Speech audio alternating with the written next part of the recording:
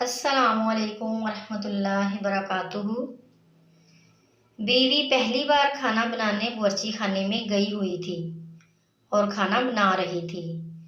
अचानक मुझे ख्याल आया कि रोटी बेलने वाला चकला बिल्कुल भी आवाज़ नहीं कर रहा। मगर ये कैसे मुमकिन है?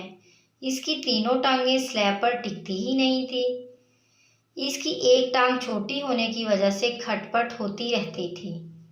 सूरत हाल देखने के लिए जैसे ही मैं किचन में पहुंचा तो देखा कि मेरी बीवी बड़े आराम से रोटी बेल रही थी और चकले की तीनों टांगें अलग पड़ी हुई थी।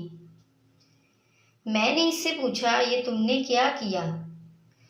वो बोली, कुछ नहीं, ये कुछ ज़्यादा ही खटपट कर रहा था तो मैंने इसकी सारी टांगें तोड़ दी। मेरा यही स्टाइल है। बस इस रोज़ से इसका वो स्टाइल देखकर मुझे भी कभी खटपट करने की हिम्मत नहीं हुई। जो 3 तोड़ सकती है उसके लिए 2 तोड़ना क्या मुश्किल है।